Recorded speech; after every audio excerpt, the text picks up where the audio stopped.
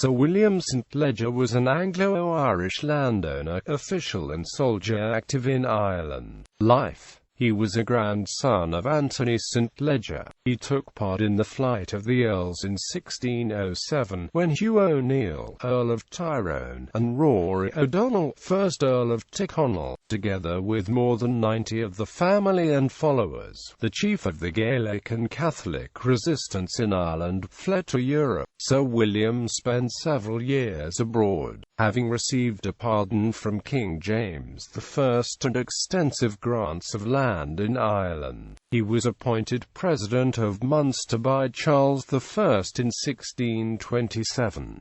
He warmly supported the arbitrary government of Thomas Wentworth, Earl of Strafford, actively assisting in raising and drilling the Irish levies destined for the service of the king against the Parliament. He was a member of the Irish House of Commons from 1634, as MP for County Cork. In the Great Irish Rebellion of 1641 he bore the chief responsibility for dealing with the insurgents in Munster, but the forces and supplies placed at his disposal were utterly inadequate. Reputation. His reputation in the minds of Irish nationalist historians is that he executed martial law in his province with the greatest severity, hanging large numbers of rebels, often without much proof of guilt. In 1843 Daniel O'Connell quoted him as saying about the harsh policy adopted by the government in Dublin, the undue promulgation of that severe determination to extirpate the Irish and papacy out of the kingdom. Your lordship rightly apprehends to be too unseasonably published in a such sense that he approved of the policy of extirpation. O'Connell went on, this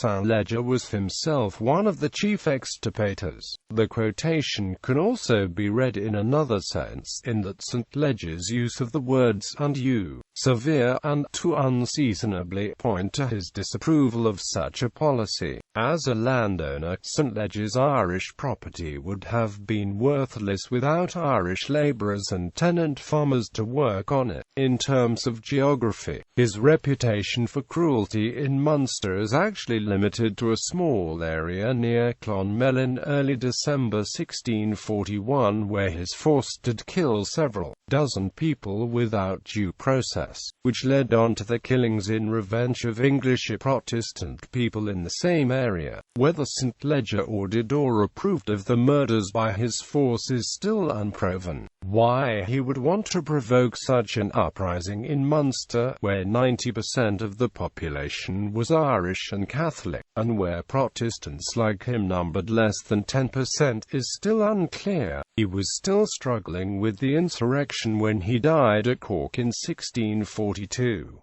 William had 2 wives during his life and 6 children. Sir William's daughter Margaret married Mara O'Brien, 1st Earl of Inchiquin. His son John was father of Arthur St. Leger, created Viscount Doneraile in 1703.